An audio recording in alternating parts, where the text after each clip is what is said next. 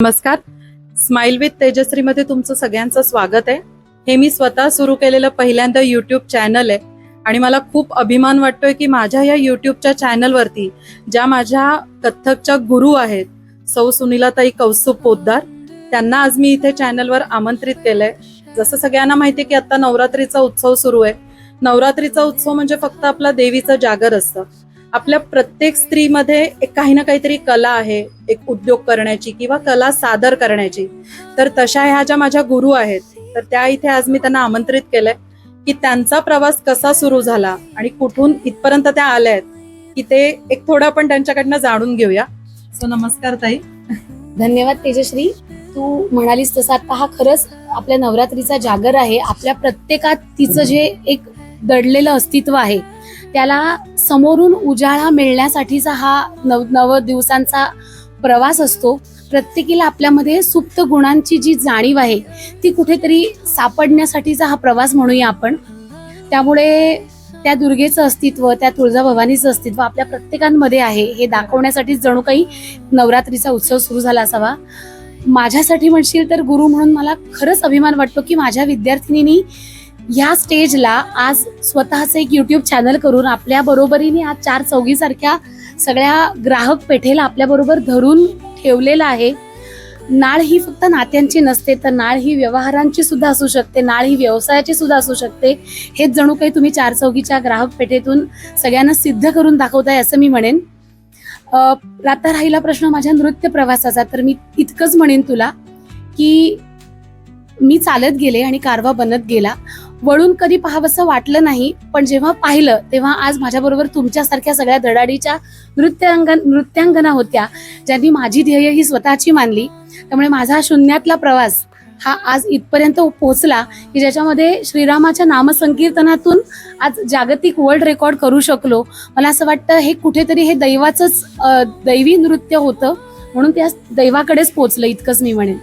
म्हणजे देवाकडे पोहोचताना जो तुमचा सुरू झालेला प्रवास आहे म्हणजे तो लहानपणापासूनचा असेल किंवा काही असेल, पण असं तुम्हाला कधी वाटलं की आपण कथ्थक नृत्याकडे वळावं किंवा ती साधना करताना आता तुम्ही इथपर्यंत पोहोचलायत, हे एवढं मोठं यश केलंय, तर तुम्हाला कधी असं वाटलं की आपण ह्या क्षेत्रात यावं? यश मला अजूनही केल्यासारखं वाटत नाहीच आहे. आपल्या पुढे डोंगर आहेत अजून खूप चढायचे. लहानपणापासून मी म्हटलं तसं की मी जरा जास्त भावनिक आहे. काही गोष्टी पटकन मनाला लागतात, काही गोष्टी खूप पटकन कोरड्या होतात मनापासून. कारण भावनिक असल्याचं हे एक असेट आहे आणि तसंच हा डिसएडव्हान्टेज आहे की ज्या व्यक्तीबद्दल, ज्या नात्याबद्दल आपल्याला खूप वाटत असतं किंवा एखाद्या गोष्टीबद्दल आपल्याला खूप मनापासून गुंतवणूक झालेली असते आणि मग त्याच गोष्टीबाबत आपलं मन जास्तीत जास्त त्या गोष्टीकडे वळत जातं. असंच काहीसं माझ्या बाबतीत झालं की शाळेतली काही स्नेहसंमेलनं किंवा शाळेतल्या काही इतर गोष्टी, उपक्रम त्या काळातले आम्ही भाग्यवान आहोत की त्या काळामध्ये आमच्या शिक्षिका या तशाच होत्या की ज्यांनी आमच्यातली नृत्यांगना घडवली असं मी म्हणेन. त्या काळामध्ये ज्या वेळेला कोरिओग्राफरची कन्सेप्ट नव्हती, कोरिओग्राफी कन्सेप्ट नव्हती, सगळं काही शिक्षिका आणि जे काही थोडंफार येणाऱ्या विद्यार्थिनी हेच सर्वस्व असायचं शाळेचं. मला असं वाटतं की तेच गमक ठरलं माझ्या नृत्याकडे वळण्यासाठी. त्यानंतर माझ्या गुरु आदरणीय वैशालीताई दुधे, संगीताचार्य वैशालीताई दुधे यांच्या मार्गदर्शनाखाली माझं गांधर्वचं शिक्षण नृत्य विशारदपर्यंत पूर्ण झालं. त्यांच्याच आग्रहाखातर मग नंतर त्यांच्या पुढाकाराने माझं मास्टर्स मी आदरणीय डॉक्टर संध्याताई पुरेच्या Bharat college of commerce Kavi Kulguru Kalidas विश्वविद्यालयातून पूर्ण करू शकले. आणि भावनाताई, संध्याताई या दोन्ही माझ्या त्या कॉलेजच्या आधारस्तंभ होत्या. जेव्हा MA पासआउट होत असतो तेव्हा आमचा एक इंटरव्ह्यू होत असतो, वायवा म्हणू आपण त्याला. त्यावेळेला आम्हाला संध्याताईंनी हे कुठेतरी माझ्या मनात बीज रोवलं की इकडे थांबायचं नाहीये. त्या तर खरं भरतनाट्यम आर्टिस्ट आहेत, मोठ्या एक्सपोनंट आहेत, आज संगीत नाटक कला अकादमीच्या त्या चेअरपर्सन आहेत. पण तरी सुद्धा मला असं वाटतं त्या आमच्यासाठी त्या काळात आणि अजूनही आयुष्यभर प्रेरणा राहतील.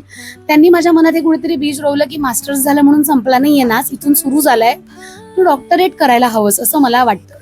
त्यानंतर काही पावलं पडली गेली आणि आज मी राजस्थान झुंझुनू येथे एक युनिव्हर्सिटी आहे JJTU म्हणून, त्या युनिव्हर्सिटीतून माझं जवळपास 1.5 वर्षाचा रिसर्चचं काम पूर्ण होत आलंय. आता उरलेले 1.5 वर्ष अजून मला नृत्यातून अभ्यास करत काही वेगळ्या गोष्टी घडवायच्या आहेत. आज जसा हा वर्ल्ड रेकॉर्ड घडला श्रीरामाच्या नामातून, तसंच उद्या जो माझा विषय आहे महाभारत आणि रामायणातल्या काही निवडक नायिका कथक मधून मांडताना त्याचा सांगीतिक अभ्यास कसा करता येईल हा माझा अध्ययनाचा विषय आहे. मला खात्री आहे की ह्या पुराणातल्या गोष्टींवरचा हिंदू संस्कृतीचा विश्वास हाच मला वाटतं आपल्यातल्या प्रत्येक स्त्री शक्तीचा खरा आधार आहे. त्यामुळे आज ना उद्या कधीतरी ह्या गोष्टीतही काहीतरी जागतिक स्तरावरती करण्याची इच्छा आहे. देवीच्या कृपेने नक्कीच त्या पंचकन्यांनाही आपण तिथे पोहोचवू नक्की एक दिवस. नक्की नक्की ताई, म्हणजे तुमची जी मनापासूनची इच्छा आहे किंवा तुमची श्रद्धा म्हणता येईल, प्रत्येक म्हणजे कथ्थक असू दे किंवा कोणाही बद्दल, म्हणजे आता मी बघते जसं माझी मुलगी तुमच्याकडे शिकायला लागली तशी मी तुमच्याकडे आले, तर तुम्ही प्रत्येक विद्यार्थिनीबद्दल म्हणा किंवा प्रत्येकाबद्दल हीच भावना ठेवता. त्याच्यामुळे आम्हालाही हुरूप येतो की आमच्या गुरु जर असं करू शकतात तर आपण का नाही. म्हणजे तुम्ही एखादी गोष्ट सांगताय तर त्याला आम्हाला आवडतं एक खारीचा वाटा म्हणून तरी आम्ही त्याच्यामध्ये एक जॉईन व्हायला. तर हा खारीचा वाटा जसा आमच्या विद्यार्थिनींचा आहे किंवा पालकांचा आहे, तसंच हे कथ्थक नृत्यातलं यश, त्यातली मेहनत, त्यातला अभ्यास आणि दुसरीकडे असलेला तुमचा संसार आणि त्या संसाराचा रथ, या दोघांची जोड तुम्ही कशी सांभाळताय आणि कशी त्याची सांगड होते? खूप छान प्रश्न विचारलास, कारण हे महत्वाचे मुद्दे असतात कुटुंबाचे जे डावलले जातात आपल्या इतर सगळ्या गोष्टींमध्ये. पण खरंच सांगते की माझा माहेरून जो पाठिंबा होता त्याच्या दुपटीने पाठिंबा वाढला जेव्हा माझं लग्न झालं आणि माझे जीवन साथीदार आदरणीय CA कौस्तुभ पोद्दार, आदरणीय अशा अर्थाने म्हणेन की त्याच्या क्षेत्रामध्ये तर तो आज एका उच्च पदस्थ आहेच आहे, CFO आहे तो एका जर्मन कंपनीचा. बट अपार्ट फ्रॉम दॅट जेव्हा त्याला कळलं की मी ॲडव्होकेट, मी प्रॅक्टिस करत होते, लिगल प्रॅक्टिस करत होते, डोंबिवलीतल्याही एका शिक्षण प्रसारक मंडळाचे मी लिगल ॲडवायझर होते, पण माझं मन रमत नव्हतं हे त्याने ओळखणं आणि त्याने मला सांगितलं की मी CA, तू वकील, म्हणून आपण दोघांनीही फिनान्शियली खूप काही घरात आणणं म्हणजे सगळं काही आहे असं तुला वाटत असेल तर ते चूक आहे. मी फिनान्शियली मी बघतो, तुला जे करायचंय ते तू पॅशन तुझं जर निभावलंस तर मला असं वाटतं तो खऱ्या अर्थाने आपला संसार खऱ्या अर्थाने चाललाय असं मी म्हणेन. दोघांनी आपापली पॅशन्स न करता, तो म्हणाला तसं की छंद असे पुरुषांचे जे असतात तसे वेगळे असे काही नसले तरी बायकांचे जे आहेत त्या जीवन साथीला जर आपण त्या गोष्टीने सपोर्ट केलं तर कुठेतरी त्यांची सुद्धा ती गोष्ट पूर्ण झाल्यासारखं असतं.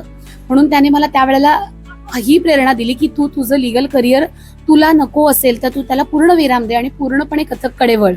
आणि मला असं वाटतं तो टर्निंग पॉईंट होता, कारण हा एवढा धडाडीचा डिसिजन तर माझ्या आईबाबांनी घेऊ शकले नव्हते. कारण प्रत्येक आई वडिलांना तीच इच्छा असते की आज लग्न झाल्यावरती तिकडची मंडळी हे या गोष्टींना किती सपोर्ट करेल, त्यामुळे ते त्यांच्या जागी योग्य होते. पण म्हणूनच मी म्हणेन की माहेरहून पेक्षा सासरून माझ्या सासूबाई, ज्यांना मला आदर्श डोंबिवलीकर पुरस्कार मिळाल्यावरती माझ्या आधी ज्यांच्या डोळ्यात पाणी आलं होतं त्या माझ्या सासूबाई होत्या. त्यानंतर तर अनेक असे पुरस्कार मिळाले की त्यांना अजून भरून आलं असतं, पण आज त्या नाही आहेत ह्या जगात, माझ्या बरोबर जरी अस्तित्वाने नाही आहेत तरी त्या कायम आशीर्वादाच्या रूपात माझ्या पाठीशी आहेतच. पण सासरकडची मंडळी, माझा आता लेक जो माझा CS फायनलला आहे सर्वेश पोद्दार, त्याचंही मला ह्या सगळ्या क्षेत्रामध्ये टेक्निकली त्याचा इतका सपोर्ट असतो. मला असं वाटतं एका स्त्रीला परिपूर्ण होण्यासाठी आपण जरी कितीही म्हटलं की मी परिपूर्ण आहे, नक्कीच असतो आपण, सामर्थ्याने मानसिकरित्या असतोच, पण ह्या काही इतर गोष्टी असतात ज्याची नक्कीच एका स्त्रीला साथ लागत असते. असं वाटतं प्रत्येक स्त्रीला हे असं कुटुंब मिळालं तर ती नक्कीच या क्षेत्रात काय सगळ्याच क्षेत्रांमध्ये काबीज करेल. खरी गोष्ट आहे. म्हणजे जसं स्त्रिया ह्या प्रयत्न करतायत, जसं सर तुम्हाला पाठिंबा देत आहेत, तसं मला पण असं वाटेल की चॅनल तर्फे अशा प्रत्येक स्त्रियांच्या म्हणजे घरामध्ये जे आहेत, जे लग्न न झालेल्या असतील किंवा लग्न झालेल्या असतील, तर त्यांच्यातल्या कलागुणांना तुम्ही ओळखा आणि त्यांना कुठेतरी एक पुढे प्राधान्य द्या की प्रत्येक स्त्रीमधली एखादी कुठली तरी कला बाहेर येईल आणि ती सगळ्यांना बघायला मिळेल आणि एक स्त्री म्हणून तिला जगण्याचा एक अधिकार सुद्धा त्याच्यातून मिळेल. सो ताईंच्या मागे जसे सर आहेत किंवा आता मुलगा सुद्धा तुमच्या जोडीला तसा येतोय, तर तुमच्या ह्या प्रयत्न तर मला तर खूप विश्वास आहेच की तुम्ही कथ्थक तेवढ्या शिखरापर्यंत न्याल, कारण तुमचा ध्यास आणि तुमची निष्ठा ही दिसते. पण तुम्हाला असं काय वाटतं की आपलं कथ्थक नृत्य जे आहे ते जागतिक स्तरावरती किंवा जागतिक स्तराच्या पलीकडे जाऊन अजून कुठे जावं असं तुमची काय एक इच्छा आहे? सगळ्यात महत्वाचं म्हणजे आपल्या पूर्णपणे भारतालाच ज्या शास्त्रीय नृत्यांची जोड मिळाली आहे ते मला असं वाटतं एक चांगल्या संस्कारांचं, चांगल्या संस्कृतीचंच एक असं साधन आहे की ज्याच्यामुळे पिढ्या घडतील अशी मला आशा वाटते. कथक म्हणा, भरतनाट्यम म्हणा, कुचिपुडी म्हणा, या सगळ्या शास्त्रीय नृत्यांना जो शास्त्रीय आधार आहे, जे शास्त्रीय संस्कार आहेत, त्यातून जी पिढी घडेल ती माझ्यासाठी खरं म्हणशील तर माझं स्वप्न आहे. माझ्यासारख्या सगळ्या कथक म्हण, भरतनाट्यम म्हण, ओडिसी, कुचिपुडी सगळ्या नृत्यगुरूंची तीच एक मानसिक इच्छा असणार आहे की आमच्याकडून चांगले नृत्य विद्यार्थी घडत चांगले नागरिक घडले पाहिजेत, चांगली संस्कारी पिढी घडली पाहिजे. प्रत्येक सणांचं व्यावसायीकरण तुम्ही आज कमर्शियलायझेशन म्हणतो आपण, ते करा. माझं काहीच म्हणणं नाही, बिझनेस हा झालाच पाहिजे, पण त्याबरोबर त्याला असलेली खरी संस्कृतीची नाळ सोडू नका. मला असं वाटतं शास्त्रीय नृत्य, कथक म्हण, भरतनाट्यम म्हण, ह्यामधून होणारे गुरु शिष्याचे संस्कार, त्यांच्या प्रती असलेला एकमेकांबद्दलचा आदर आणि आपल्या नृत्याबद्दलची निष्ठा, आपण एक कलाकार आहोत म्हटल्यावरती आपल्याला काय गोष्टी सांभाळायच्या आहेत हे भान ठेवत ठेवत जेव्हा ही पिढी जगेल तेव्हा मला असं वाटतं कथक नृत्य किंवा कुठलंही शास्त्रीय नृत्य हे जागतिक स्तरावरती कायमच एक आपला स्वतःचा झेंडा रोवून राहील. कारण आपल्या हिंदू संस्कृतीत जन्म मिळायलाच अनेक जन्मांची पुण्याई लागते असं मला वाटतं. त्यामुळे जागतिक स्तर हा तर फक्त एक आपण काल्पनिक धरू. आपण अखंड जिथपर्यंत क्षितिजापर्यंत रेषा जातात तोपर्यंत हिंदू संस्कृती ही टिकलीच पाहिजे. आणि ह्यासाठीच एक शास्त्रीय नृत्यांगना म्हणून, शास्त्रीय नृत्य गुरु म्हणून माझा प्रयत्न असाच राहतो. माझ्या स्वतःच्या नृत्य संस्थेमध्ये सुद्धा वाढदिवसाला मुलींनी कौतुकाने जरी केक आणत असत तरी आता त्यांच्या पुढे हेच संस्कार नक्की झालेत त्यांच्या डोक्यात की इकडे संस्कृत गाणं जन्मदिनम इदम लावलं जाईल आणि त्यावरती त्यांना संस्कृतमधून आशीर्वाद दिले जातील. आता कुणीही स्वतःहून केक आणत नाहीत. मला केकचा बिझनेस बंद करायचा नाही, पण आमच्या हिंदू संस्कृतीचा आशीर्वाद आणि औक्षण ह्या दोन गोष्टी सांभाळून तुम्हाला किती केक कापायचे ते कापा, त्याच्याबद्दल माझं म्हणणं नाही. पण बर्थडे म्हणजे फक्त केक नाही, बर्थडे म्हणजे तुमचं औक्षण, मोठ्यांनी दिलेला आशीर्वाद आणि आपल्या संस्कृत गाण्यांमधून, संस्कृत सुभाषितांमधून त्या विद्यार्थिनींवरती घडणारा आशीर्वादाचा संस्कार ही आपल्या संस्कृतीचा आधार आहे आणि ही पाळंमुळं घट्ट रोवली गेली पाहिजेत. हे शास्त्रीय नृत्यातून मला जागतिक स्तरापर्यंत पोहोचवायचं आहे. आणि हेच कुठेतरी आत्ताचा जो आपण world record, wonder book of world record ऑस्ट्रेलियाकडून झाला असं म्हणू, त्यांनी इतक्या चांगल्या पद्धतीने ह्या गोष्टीला रेस्पॉन्ड केलं की त्यांनी स्वतःहून नंतर आमच्याशी संवाद साधला की आम्ही 2-2, 3-3 वेळेला तो 5-5 तासाची लिंक पूर्ण पाहिली. कारण तिथे 5 तास आम्हाला लाईव्ह जावं लागतं त्या ऑस्ट्रेलियाच्या लिंकवरती. आणि त्यांनी हे म्हणणं की त्यांना कितपत भाषा कळत होती, काय कळत होतं, सगळं मराठीतून चाललेलं होतं. आपल्या इकडे श्रीरामाचाच सगळं गजर चालू होता.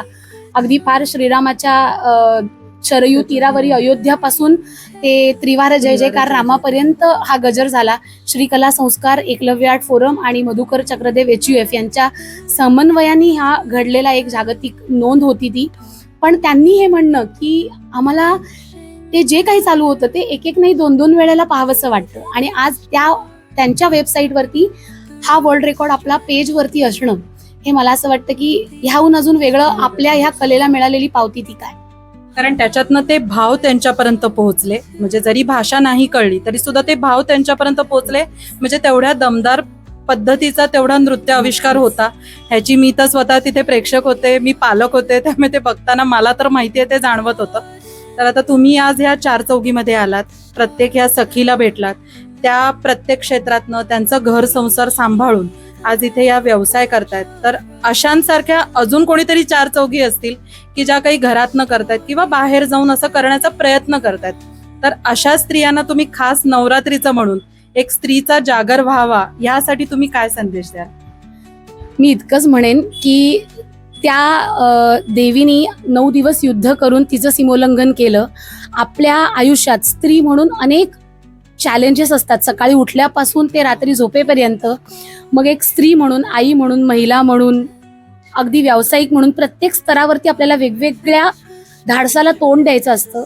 पण त्यावेळेला फक्त इतकंच आठवायचंय, आपल्या आईचा, माऊलीचा चेहरा समोर आणायचा आहे. ज्या सगळ्या चॅलेंजेस मधून आपण आज जातोय ती त्या काळामध्ये गेलीये जेव्हा आपल्याकडे ही आयुधं नव्हती. आज तरी आपल्याकडे मोबाईल फोन्स आहेत, आपल्याकडे टेक्नॉलॉजी आहे, आपल्याकडे समजून घेणाऱ्या मैत्रिणी आहेत.